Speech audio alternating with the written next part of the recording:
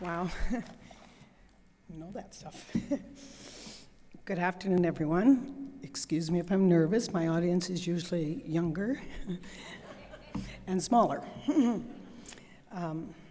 Retiring teachers, their families and friends, head table guests, MBTA and EECD representatives, ladies and gentlemen. I'm truly honored and humbled to be standing here accepting this award. As a previous member of the awards committee, I recognize the effort involved in submitting applications. And to think that my busy colleagues felt that I was deserving of that effort would have been recognition enough. To have been selected is beyond anything I would have even dreamed.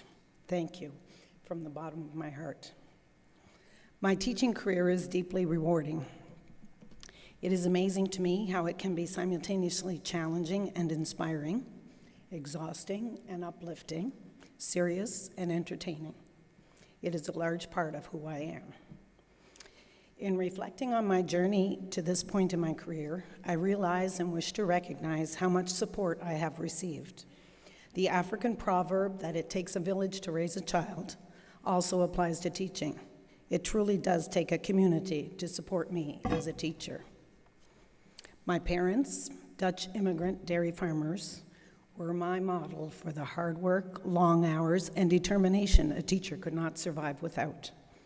It was my mother who first fostered my love for reading and books. With a limited budget and limited English, she would gather her children for read-aloud sessions, and I was engrossed. My 7 siblings continue to show how joy, humor, and pride of accomplishment can be interwoven through life's challenges, of which teaching has many. I wish to thank my administrators, school principals, district superintendents, hi Nancy, subject area coordinators, hi Susie.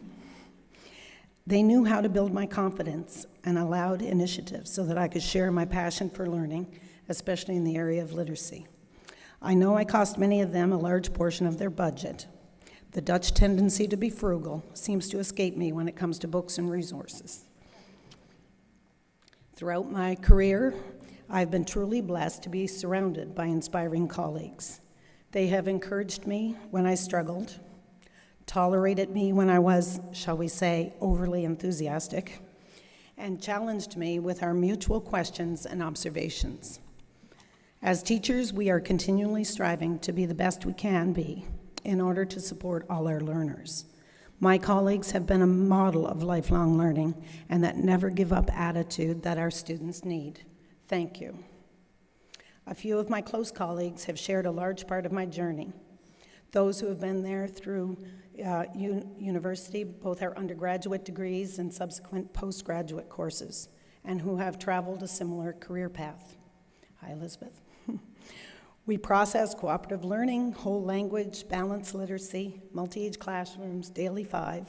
Over 30 years, the list gets quite extensive. Without your willingness to collaborate and to share as we work through the challenges, I am certain I would not have developed the perseverance necessary to implement change and improve. My own children and grandchildren have shown me how strong and possessive a mother's love can be. That understanding gives me perspective and empathy with the parents of my students. Nick, Alex, and Erica, that you may hear this later, thank you. I hope you benefited from the early bedtimes so I could plan and mark, the times I used you as guinea pigs for my professional learning, and the lectures that were tied into the lessons from children's literature. My husband, Grant, has been my greatest cheerleader since we met while I was a university student. Thank you for believing in me, encouraging me, and listening to the many anecdotes about my day.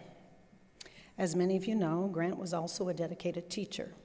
This works in my favor, as he always understands why I need to get my lesson plan just right, why I need to buy and read that professional resource, why summer institutes sometimes take priority over summer holidays, why I need to get to school early and stay late, and why Friday nights are crash on the couch nights. Thank you, Grant, for understanding the Todd Whitaker quote. The best thing about teaching is that it matters. The hardest thing about teaching is that it matters every day. It is my students, past and present, who inspire and motivate me. I know I was not always the teacher they needed, especially in my early career. That is why, in my role as a literacy mentor, I was eager to help new teachers. The advice and guidance from my peers helped me meet the diverse needs of my students. Teachers understand the pay it forward concept. My students show me how you need to make a connection with them before they're open to what you want them to learn. They demonstrate their individuality and unique ways of learning. They push me to learn about cultural differences. Because of them, even after 30-plus years, I still recognize that I have things to learn.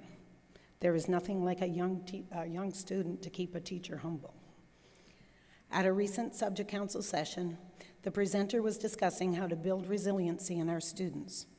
He cautioned us to be careful with praise, instead striving to lead children to discover what motivates them to learn, so they are self-motivated. He described the state of flow, where the learner becomes so engrossed in the task at hand that other needs disappear. Teaching is often like this for me. It is what gives me my purpose. To think that others recognize my efforts touches me deeply. Thank you for the honor of this award.